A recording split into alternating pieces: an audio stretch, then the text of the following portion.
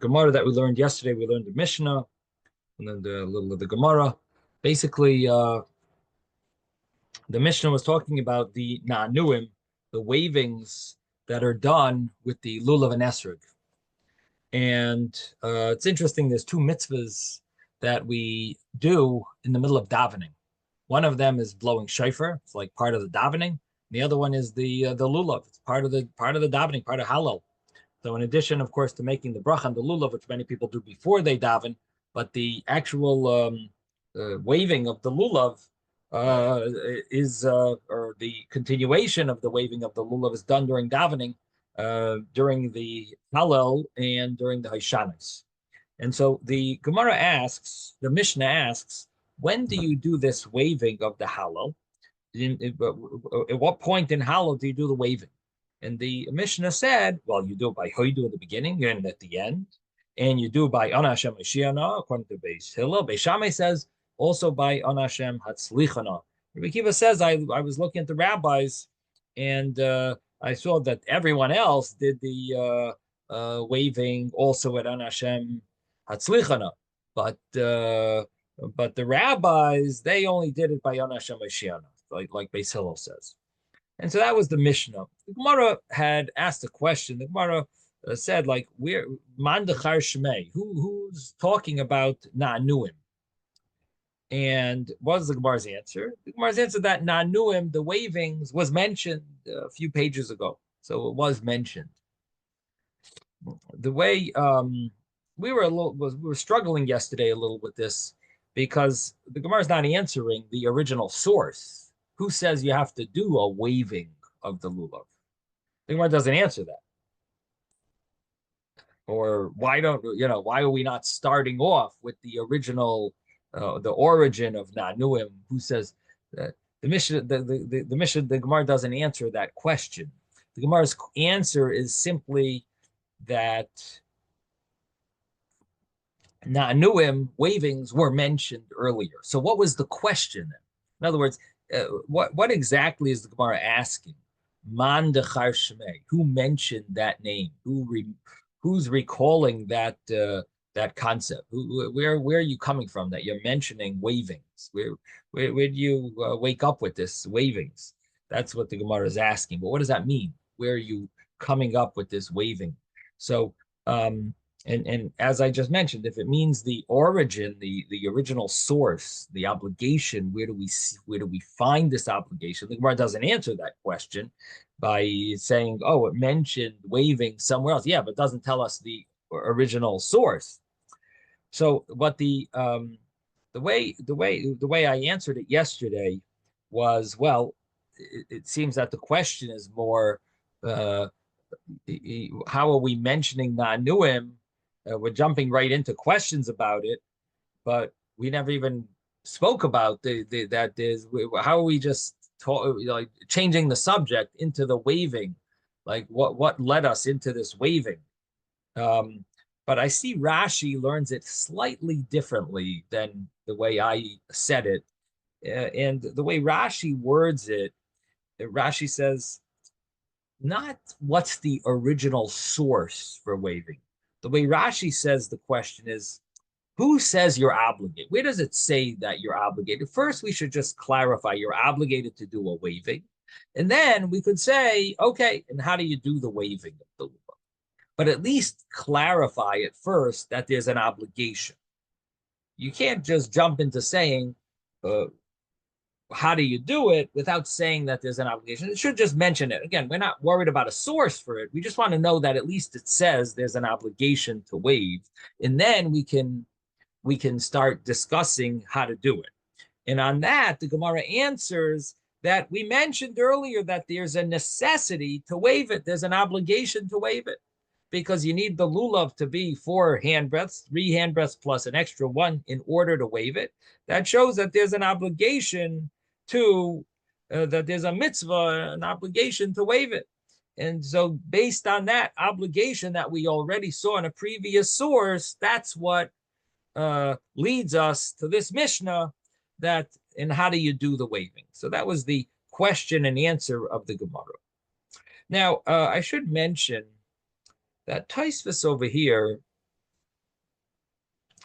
he talks about the waving of the lulav, and he says that the way Rashi understood tchila v'soif, you do at the beginning and at the end, where it says hoidu laHashem ki tov ki li'olam chasdei. Now, there's a hoidu laHashem ki tov ki li'olam chasdei in the beginning of chapter 118 and at the end of chapter 118. And so that would be a reason to understand it, that you have to wave the lulav in the first hoidu laHashem and at the end hoidu laHashem, and which is actually the tradition. That's what we do. We do it that way. But Tosfos does bring that there is another understanding, that the fact that it uses the term tchila v'soif instead of using a different term that would mean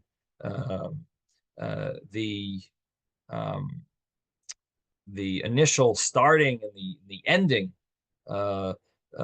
based on the wording, there is an interpretation that it would mean the beginning of that verse and the end of that verse, which means the first half and the second half. So Tosfos says, but you can't explain it that way. In other words, Tosfos mentions another interpretation, and he says, no, that's not the meaning. He doesn't say why, but he says that's not the meaning, and seemingly because it has something to do with the fact that the wording tchila v'soif maybe fits better with the Rashi and Tosfos' interpretation rather than this additional interpretation. But from the actual words, it is a little vague, and Tosfos does mention that there is such an interpretation that it means in hoidu laHashem ki tov ki li'olam chasdei, we do one waving in all the directions.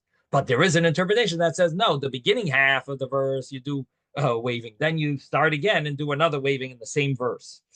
Okay, so that's the first point that Tosfos makes. Tosfos also says that this waving that we do is based on a pasuk in Divrei Hayamim, in the book of Chronicles. And he says over there, it gives an understanding of why we wave the lulav at these places. In other words, what's the source of waving the lulav in at these locations? Hoidu and at Ana Hashem Hashiana. So he says that it's based on the pasuk.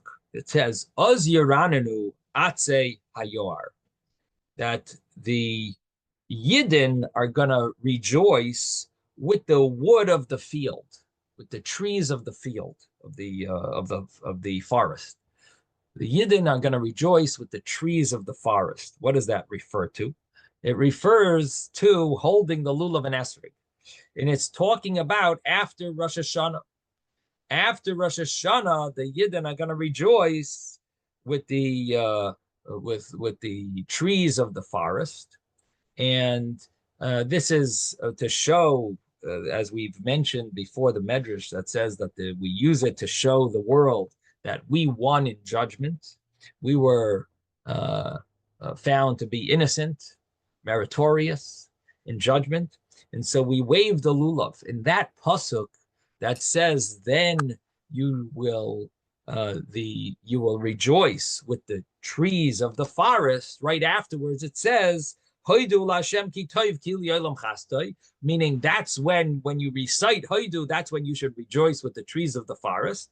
And the pasuk after that says that Hoishienu, the pasuk says Hoishienu Lakeyashenu, save us, the God of our salvation. And that save us, Hashem, is a hint for the pasuk Ana Hashem Hoishiana. Hashem, please save, please Hashem, save us. That's save. So in other words, the two verses after this verse about rejoicing with the trees of the forest, two verses right afterwards talk about similar verses of the Hallel. So the understanding is that those two verses are telling us this is where you should rejoice. Rejoice at the pasuk Haidul Hashem, and rejoice at the pasuk of Ana Hashem Haishiano. And that's the understanding of this of the reason, the locations of the hallow. Now, Tosfos does mention here, and I brought it up yesterday as a question. I mentioned, it is interesting, like it's a little vague. What does Haidu when it says to wave at Haidu? You look around in Shul, you're going to find people. A lot of people are unsure. They're sort of like glimpsing around. Should I be waving at all the Haidus? Because we do a lot of Haidu Lashem Ki Tov Skili Elam Chasted. We do it as a refrain from when the Chazan says the next verse, we answer back the Chazan and say Haidu Lashem Ki Tov Skili Elam Chasted, and then we say another verse. And then the Chazan says the new verse, and then we again answer back. So the question, of course, is when it says we're supposed to wave at the Haidu, does it mean all of the Haidus, or does it mean the one Haidu that we start with? And Tosfos says, Tosfos seems to be of the understanding that you do it at all the Haidus, and he says, the congregation waves at the Haidu that they say as a refrain from the Chazan, and the Chazan does not wave it because he doesn't say that Haidu possibly. Only the congregation says that Haidu, and therefore the Chazan doesn't do the waving. And some say, Tosfos says, some hold Yesh Mefarshim, even the Shliach Tzibur should do it because of the Tzibur that is answering at each time Haidu and wave. So the Shliach Tzibur also waves. And where does he wave? By Yoimar Na and by Yoimur Na. So that's the discussion that I mentioned yesterday. We see here Tosfos has an opinion that seems to imply, like, for sure the congregation waves. The question is if the Chazan waves at the other ones. And now, in the tradition that I follow, we don't wave at the other Haidus. We only do it once, the first Haidu. But Tosfos seems to hold that you do it at the other Haidus as well, and possibly even the Chazan should do it because the congregation is doing it more. So the Chazan also does it when he says his pasuk of Yoimar Na and Yoimur Na, etc. Now, then Tosfos asks another important question. He says, we're talking about waving, and we talk about waving the lulav during hallow, but what about waving at the bracha? Who says you have to actually wave when you recite the bracha? We had a Gemara that said, Mida'agbe nafakba. Once you lift up the lulav, you've fulfilled your obligation, which implies that maybe you don't need to wave it. So maybe the waving is only done at hallow, and maybe it doesn't need to be done at the bracha. And that also fits with Tosfos's earlier point that it's based on a pasuk in Divrei Hayamim, where the pasuk just says wave it, and it says two psukim afterwards about Hoidu and about Ana Hashem Haishiana. So what about at the bracha? It doesn't really say if you're supposed to wave it when you recite the bracha on it. So this is Tosfos's question. But during the bracha, we don't find that it says you're obligated to do the wavings. So Tosfos says, but there's two proofs that I have that prove that you do need to do a waving when you say the bracha. What are those two proofs? One of them is, it says, a katan hayodei lananeya, a child that knows to wave it, he's obligated in lulav. It's gonna come up later in this in the Gemara, a few pages later, about 5 pages later, and it mentions the obligation of a child to once he knows how to do the nanuim, he's obligated. Now that implies that you need to wave it at the time of the bracha. Why? Maybe it's talking about he waves it during Hallel. The answer is because there's many children that don't say Hallel, and they know how to wave it. And so obviously he's not going to be obligated to wave it during Hallel because he doesn't say Hallel. So it must mean that his obligation of waving it is when he says the bracha. And since he knows how to wave it, he's obligated in doing this mitzvah. It must be that everyone's obligated to do it during the bracha, because there's no mitzvah that a child has to wave it during the bracha and the adult doesn't. So if the child's mitzvah of chinuch, which is based on the adult's obligation, is to know how to wave it, then he's obligated in chinuch. That would mean that the parent, that everyone is obligated at the time of the bracha. That's one proof. And then he brings another proof. He says that if you wake up early because you need to leave, let's say on an important trip, and you're not going to have a lulav later. So the Gemara in Brachas talks about when's the earliest you could shake the lulav. And it says over there, if a person got up early before Neitz HaChama, before sunrise, but it's after Alois, after dawn, it's about 72 minutes according to the common view between dawn and sunrise. There are other opinions, but one of the common view is the 72 minutes between dawn and sunrise. So we all know when sunrise is. The question is dawn is questionable exactly what stage of the morning is dawn. But so let's just say that's 72 minutes. So you woke up during those 72. You want to daven. You want to do the mitzvahs during those 72 minutes before sunrise. Would you be allowed to? In the Gemara there says, "Meviim loy shofar." You bring him a shofar, but and he waves and he blows it. Lulav umananea. You bring him a lulav and he shakes it. Megillah. You bring him a Megillah, but kaireba, and he can read it. So it implies that he's not really saying Hallel then. He's not going to have a lulav later. He's just doing the lulav now. So what does he do? He says the bracha, and you would think it would just say the bracha and pick it up. But no, it says say the bracha, it says take the lulav, you give him the lulav, and he waves it. It implies, again, it's not 100% proof, but it implies pretty much that when you say the bracha, you wave it. The reason I say it doesn't, maybe not 100% proof, is because you could say, well, he's not going to wave it during Hallel later. At least let him wave it now. Do a Hidul Hashem, or maybe he should wave it then. So you could maybe push off the second proof. The first one is a solid proof. The second one is a 99% proof. But anyway, Tosfos brings it as an additional proof, as at least it implies that when you say the bracha, you would. At least I don't think that it's 100% proof. I don't know. Tosfos just brings both proofs, but it seems to me that the second proof, maybe you could possibly possibly push it off as 100%. But he has two, so he has two proofs, so that's good enough. And so when you say the bracha, you would also need to wave it. Yes, Jeffrey.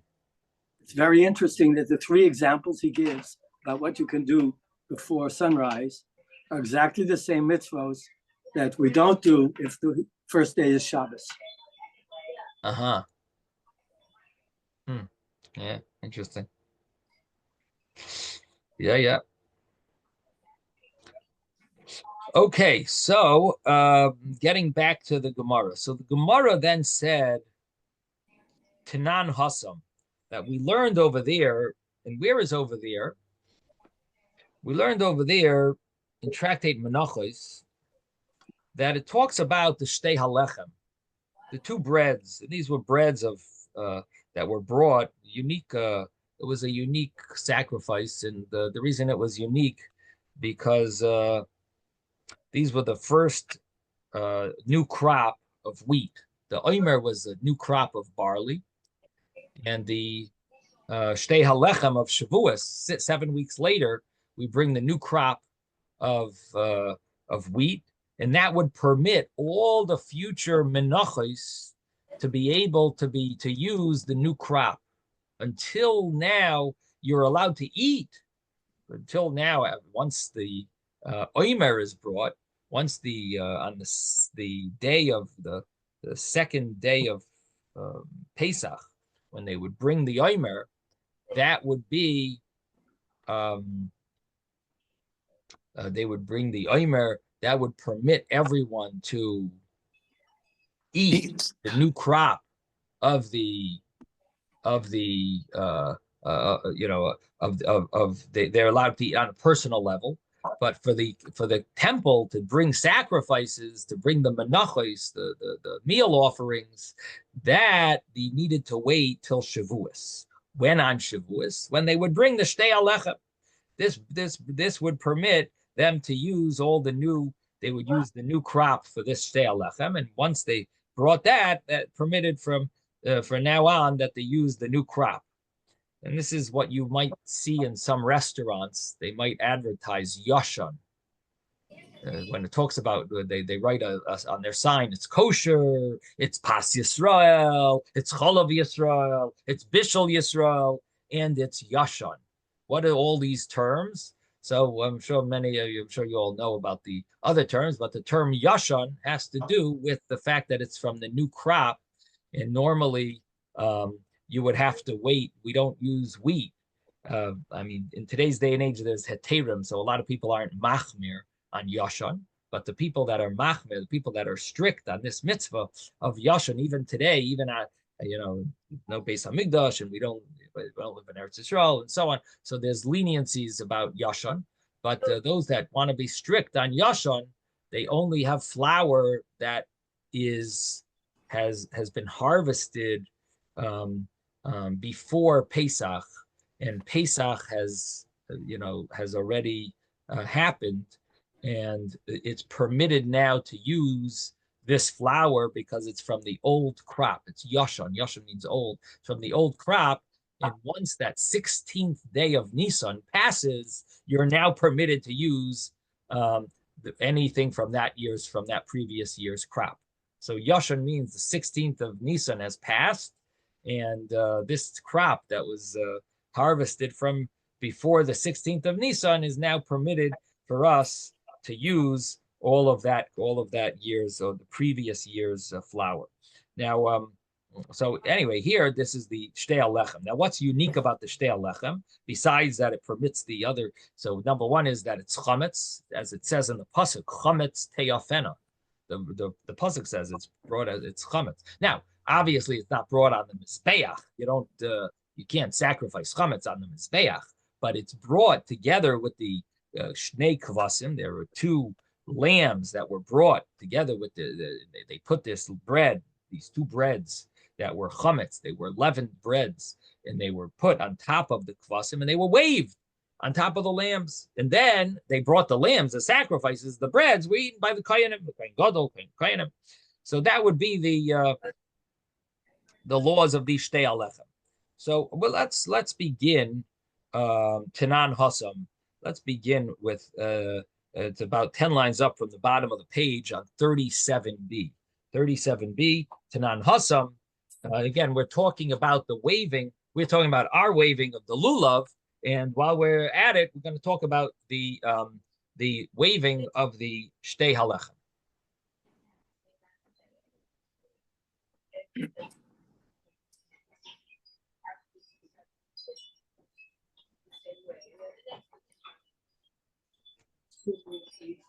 Or change.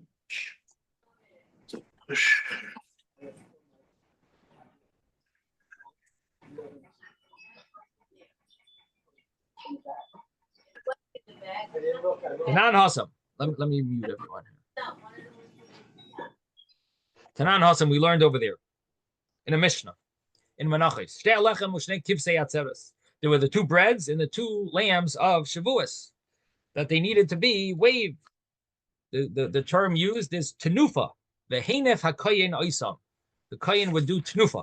So, how would he do it? You would put the two breads on top of the two lambs. And you put his hand, the Kohen would put his hand under these kvasim, the two lambs, umenif, and he would wave the lamb together with the bread. Um, um,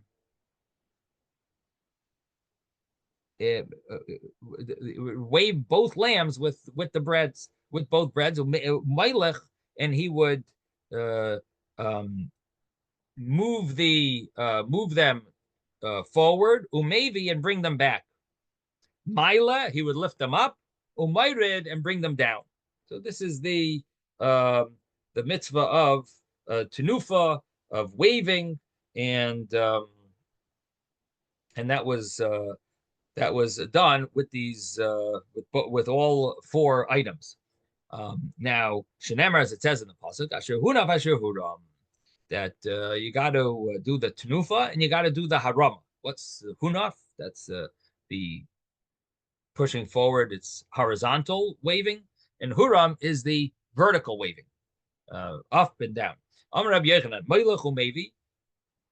When you would do this horizontal waving, it would be going forth in mevi and bringing back, showing that Hashem owns the four directions. Umayla umayrid, and lifting and lowering, lemi shashamayim v'aretz shaloi, to Hashem, who the heavens and the earth is his. So you're when you wave it, it shows that we are doing this for Hashem, and we're emphasizing that this is that he is that he owns the heavens and the earth. Now, b'ma'arava masnu hachi, in the west, which means in Eretz Yisrael, they would learn it this way. They taught it this way. Amar Reb Chama bar Ukva, Amar Reb Yosi bar Reb Chanina, Melech umevi. You would wave it horizontally, and you would wave it horizontally. Kedei latza ruchais rois, in order to withhold evil winds, which basically means like hurricanes. Maila umayrid, lift it up and lower it. Kedei latza tlalim roim, in order to prevent bad dew, evil dew. And there is a Mishnah in Saita that mentions that once the Beis Hamikdash was destroyed, the no longer have a dew of blessing. We have dew of punishment or curse. So this is the waving of the lulav is supposed to protect. I always mention to people that, especially here in Florida, we have to shake the lulav because it saves us from hurricanes. So everyone likes that, and they give a big shake, except the public adjusters who are praying for hurricanes. But everyone else, they quickly give a shake. Oh yeah, we got to protect ourselves from hurricanes. So that's latza ruchais rois, to protect us from evil winds. Okay, so there seems to be a discussion about waving the four directions or the two directions. And there is an understanding that waving it because of the evil winds, you have to do it in four directions. But to wave it because you're showing that Hashem owns the heavens and the earth, that even if you do two directions, that could be good enough, because it's emphasizing that if Hashem owns the north and the south, he also owns the east and the west. Like you can't really differentiate between once Hashem owns the north and the, once you do to and fro, or it's automatic that he owns that the other directions are his as well. But to protect us, if you're protecting, you got to protect from all the winds. In fact, there are each direction has certain winds. The famous east wind causes this type of issue, and so on. And so that for the wavings of the winds, that would mean that you would need to wave it in all four directions. Now,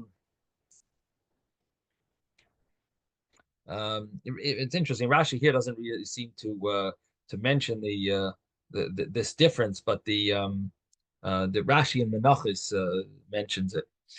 Mentions about the waving in the four directions on the second on this Latzo Ruchis Rois on when it talks about the protecting from the evil winds. Okay, so this is the this is the Gemara that's mentioning about the reason for the wavings. Rebbe, And I have one question. When we were yeah, talking about two wavings in two directions before, yeah, we were talking about up and down. no, two directions are besides up and down. In other words, do you have to do six or four? That's what I should have said.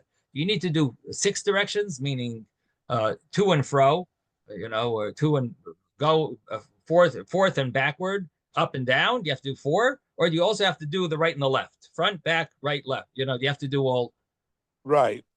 all six. So it's either four or six. Is that more clear? If it's four, it's only in the four directions. No. If it's four, up and down are two of them, and two of the four directions, you could fulfill your necessity, your obligation. Any two preference? of the Which you two? two directions, and the understanding is, at least one of the commentaries mentions this idea that once you show two, it automatically means that Hashem owns everything. That's the understanding. So this is the. I guess we could look it up in Menachos and Rashi over there, but that's the understand the way the commentaries seem to understand it. That could be Yotze with two. Now the Gemara here says Amar Rabbi Yosi bar Ravin v'Itema Rabbi Yosi bar Zvila. So there's a difference of opinion which Rabbi Yosi this is, Rabbi Yosi bar Ravin or Rabbi Yosi bar Zvila, but basically he said as follows: Zoyse Meres. This teaches us that Shiyare Mitzvah Ma'akven Esa Paranas, that the Shiyare Mitzvah, which means the mitzvah that's not the main, it's not the main part of it, but it's called the Shiyarim, the Shirayim, the extras of a mitzvah. It protects punishments and Shaharei, because Tenufa is Shiyare Mitzvah. The Tenufa, the waving, is considered like an extra. It's like it's a Shiyare Mitzvah. It's not the main thing that provides atonement. It's Tenufa is known as, it's not the Ikar Kapara. Normally, when you bring a sacrifice, and the Tenufa is not the main thing. It's bringing the sacrifices. Now,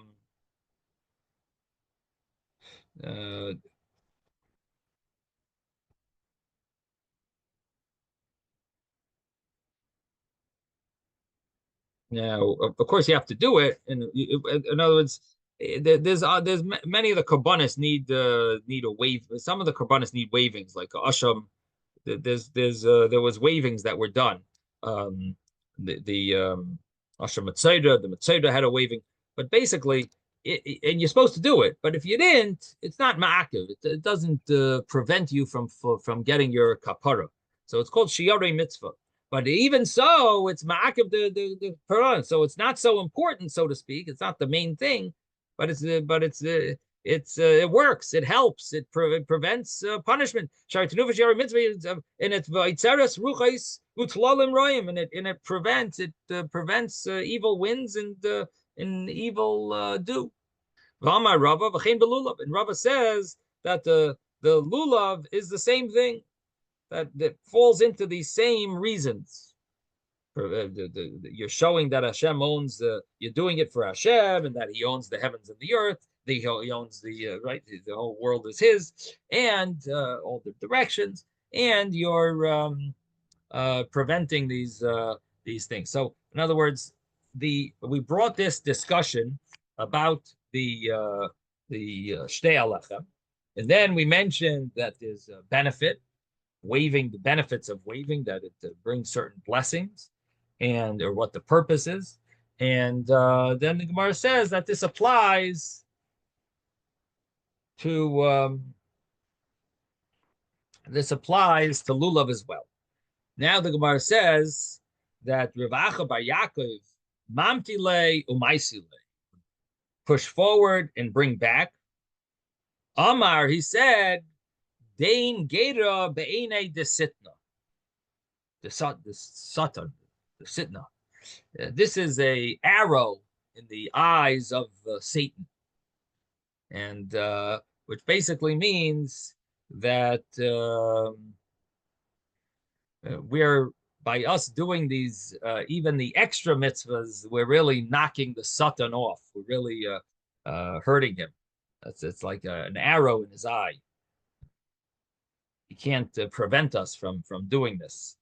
In other words, it's and not only it's not the main part of the mitzvah. It's even it's even like additional.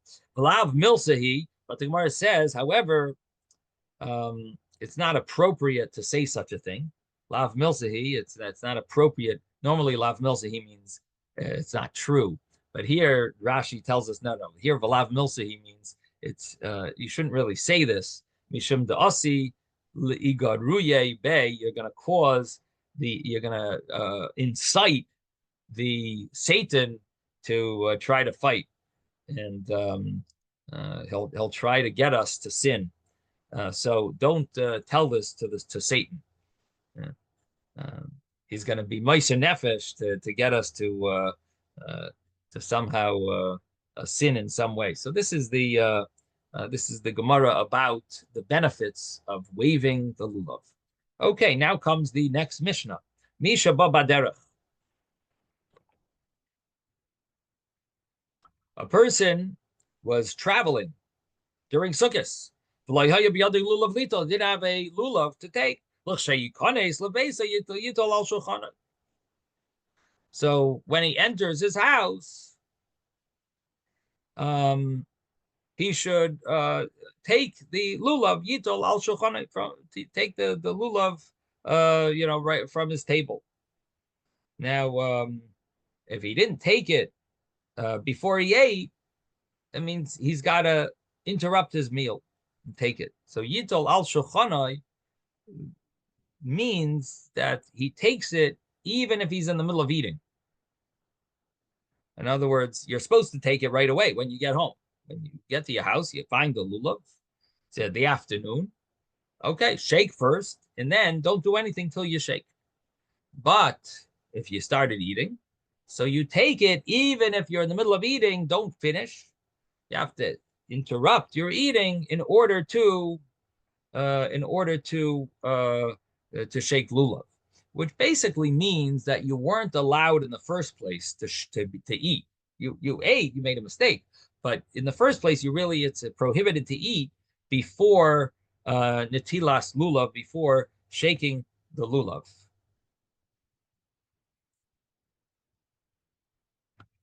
There's a discussion here. Does this mean you cannot even have a little te'ima, a little taste? In other words, very often in halacha, there's difference between eating a meal before doing a mitzvah or before a certain obligation, or having a taste, a te'ima. And so here, the way, at least the understanding here in Rashi is that Rashi says if you forgot and you started eating, you have to be mafsik and take the lulav. So seemingly Rashi could have said that maybe only if it's a meal.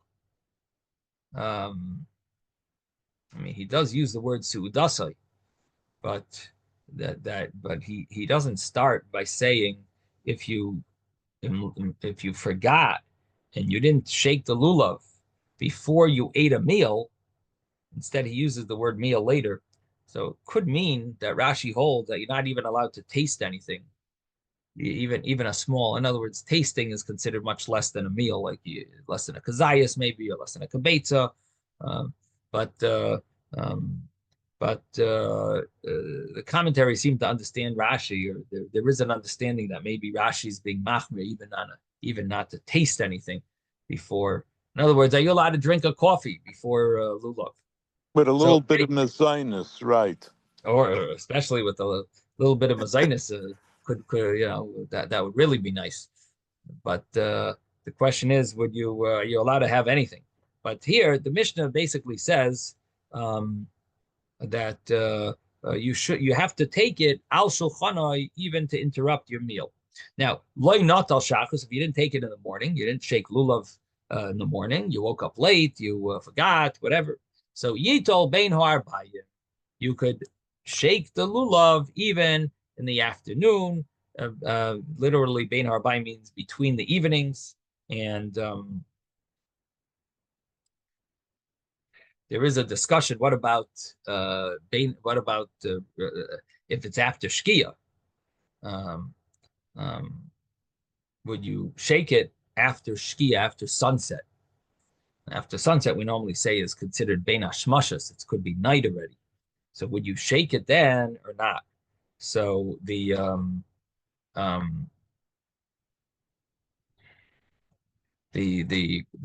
understanding of the Magen Avram brings that you would shake it on the first day. You didn't shake it yet. It's bein hashmashas, safek daraisa l'chumra. So you have to be machmir on a daraisa, on a biblical obligation. He says the other days you're exempt, but better you should still shake it.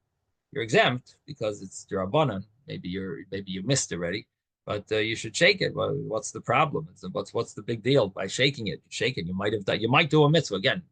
After sunset is a question if it's night already.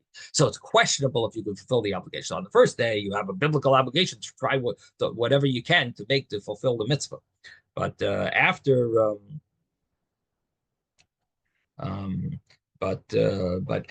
the first day, then it would be just like a no-brainer. Just shake it. Why not? Now, what about saying a bracha after Shkia?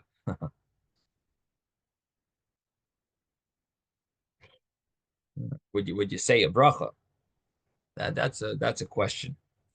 That's not so simple to say a bracha after Shkia. Once it's night, it's really a question if you could say a bracha then.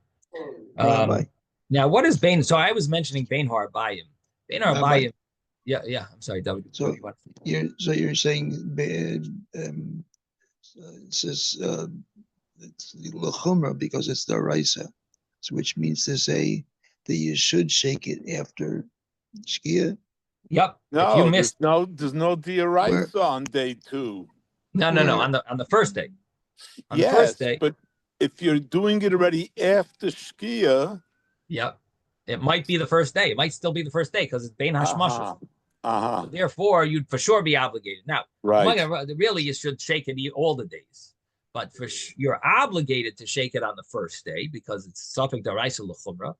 And according to the letter of the law, on the other days, if you're lazy, then you're not. According to the letter of the law, you don't have to go and shake it because it's a safek derabanan if you're fulfilling a mitzvah or not, because it might be already night, and once it's night, there's no longer a mitzvah to shake it. So it might be a mitzvah, might not. It's a safek. It's a doubt. It's only a rabbinic law. So therefore, it would be safek derabanan l'kula. You could be lenient, but why not? You have a mitzvah, easy mitzvah to fulfill. It might be a mitzvah. Go grab it. So of course you should do it. So I was going to ask you if it's safek deraisa l'chumra, which means you should shake it after Shkia. Yeah, but it's the opposite with tefillin. Tefillin is a mitzvah deraisa, and we don't put on tefillin after Shkia. So that's an interesting question. If someone didn't do tefillin and it's after Shkia, would you be allowed to put tefillin on them? And that's an interesting question. It would seem like it might be similar to here, that maybe you could, or maybe there are the prohibition of tefillin at night is different than the issue of shaking a lulav at night, where you just don't fulfill the mitzvah. Maybe it's more of a problem. There's a gzeira not to put tefillin on at night. So I'd have to look it up. Are you sure that you're not allowed that after Shkia, if someone didn't put tefillin on, that they're not allowed to put tefillin on after Shkia? No, I'm not sure, but I thought that was the case. And I'll tell you why. That there are leniencies that there could be like a later Shkia, like there's a lot of groups of Hasidim that rely on a much later Zman, so they'll daven mincha later. So, based on those opinions, which is based on an opinion of Rabbeinu Tam, based on that opinion, which is known as the opinion of Rabbeinu Tam, that the real Shkia, what we call Shkia, is really only the beginning, and there's a later Shkia, the end Shkia, and that's much later, and that's close to, it's like 57 minutes or something after what we call Shkia, and then 72 minutes is what they call the Tzesak Chavim. So based on that, there's lenient. There probably there should be some leniencies to follow Rabbeinu Tam. If someone didn't put tefillin on, I would think that there should be some leniency to rely on that lenient view. But again, I'd have to look it up and see. It's not a common case. I don't know that many people that wake up after Shkia to, it's most people who do tefillin regularly. I don't think they've ever had such an issue where they forgot to put. How could you forget to put tefillin on? It's something that you do. If you consider it so important, you will not forget to put tefillin on. I'm talking about but someone who comes from the street, right, and he wants to do tefillin, so we'd have to look it up. Yeah. Okay. Yes, Jeffrey. I was told. Yeah. I'm just finishing. I was told in the yeshiva, and I'm talking about Rabbeinu Tam's. So Rabbeinu Tam's, and it's close to Shkia. My mashpia said, "Don't look at the time, just do it." And that may be related to this whole thing with the Rabbeinu Tam's and. Right. Rabbeinu Tam himself holds that. Yeah, that's an interesting. I like that, David. I don't like that you asked the mashpia. That's a shaila for a Rav. The mashpia has his department, or Rav has his department. So I don't think the mashpia should have answered you, and I don't think you should have asked the mashpia. That's my opinion. I didn't ask. It was at the B'Shas Maisa. Oh, he just gave his opinion without you asking him. Okay. Right. So yeah. So the thing is, but I like what you're saying, that Rabbeinu Tam holds Shkia didn't kick in yet. So according to him, you could put Rabbeinu Tam on until his Shkia. He doesn't hold that it's Shkia yet. So you're following Rabbeinu Tam. Yeah. It would be a big problem, actually, if it was the opposite. If it was Rashi, or the different, if it was the opposite opinion of Rabbeinu Tam regarding the night, and then you're trying to put that tefillin on at night, that that taka is more. Think about it. It actually it does sound a little strange. You're following his opinion for this, but not for that. But then again, it's not. If the opinions are not based on each other, then maybe you could, as one is not dependent on the other. Night is according to him is here, and tefillin has to be written in this way according to that. Not necessarily are they connected. Different ways of writing the tefillin is not connected to the night, to the zman of the zman at night. But nevertheless, that's a cute line that is relying on Rabbeinu Tam to put on Rabbeinu Tam tefillin. Okay, very nice. Jeffrey, you want to say something? We can't hear you. You're muted.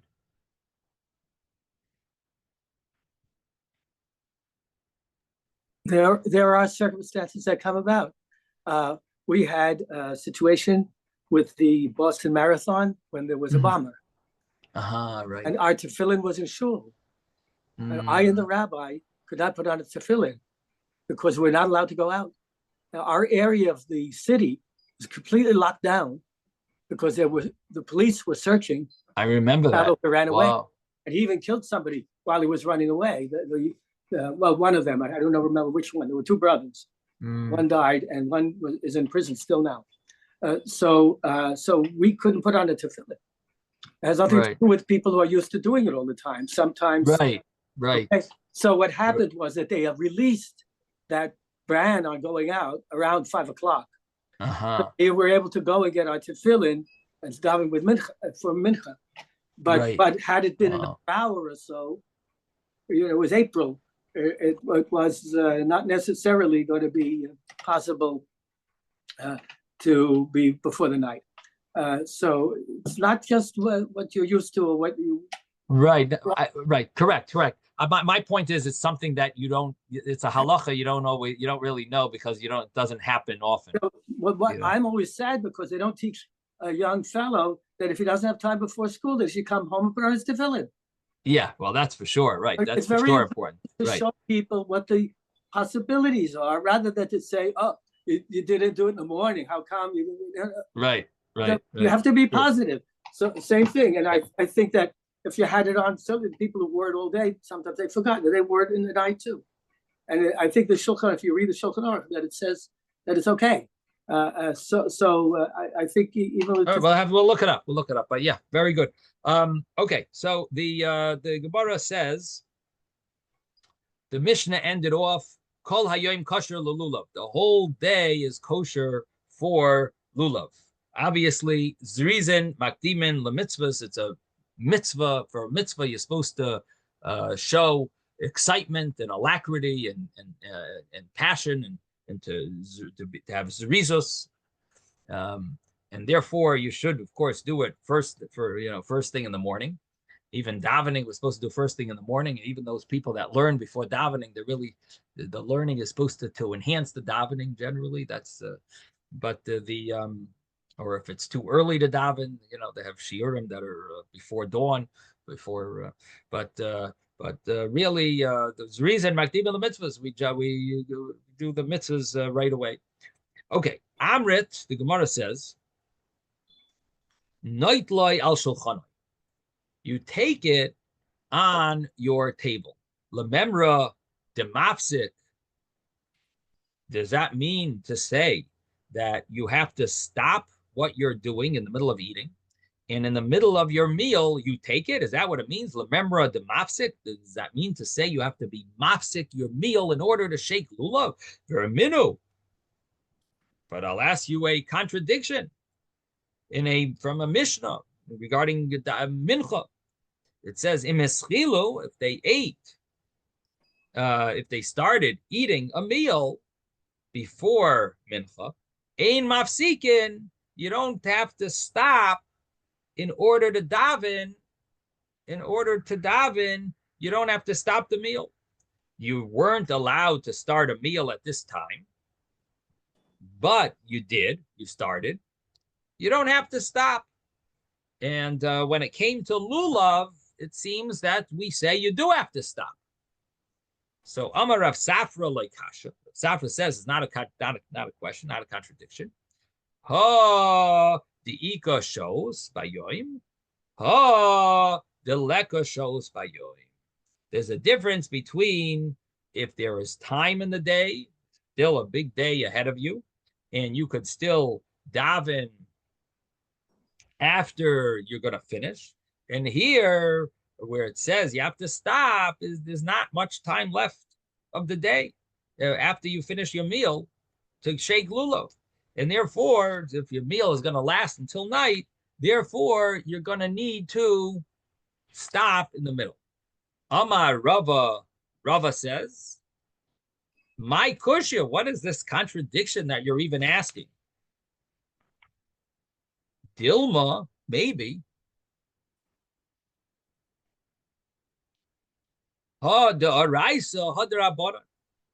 Maybe, really, both of them you have time to stop. But there's a difference between Daraisa and Darabonon. Which one is Daraisa? Which one is biblical? Shaking lulav. Which one is Darabonon? Davening. So by davening, the rabbis weren't so machmir. They have to stop in the middle of the meal in order to, you do it after, you'll daven. But shaking lulav, that's a daraisa. So you would be obligated to stop in the middle of your meal to fulfill that mitzvah. Now, the famous question on this Gemara is davening really derabanan? Is davening rabbinic? And it's a famous argument, the Rambam and the Ramban. We've spoken about this in tractate Brachos a lot. This famous argument, the Ramban brings this Gemara, of course, as one of his proofs. He says, Rambam, you think it's Daraisa? Gemara Sukkah, Lamed Ches, 38a, 38a. The Gemara says that davening is Drabanan. So, of course, the Kesef Mishnah says, well, you daven Shachris already. We're talking about Mincha. You know, the biblical obligation is once a day. You daven Shachris. This is the Mincha. The Mincha is the Rabbanan. It's not such a proof. It's not a good proof. But the Ramban brings a lot of proofs that the davening is the Rabbanan. We saw there's Gemaras and Brachas as well, but the Rambam holds that the davening is the Raisa. Now, even the Ramban agrees that if it's a Eis Tzara, if it's a time of great need, then it's also the Raisa.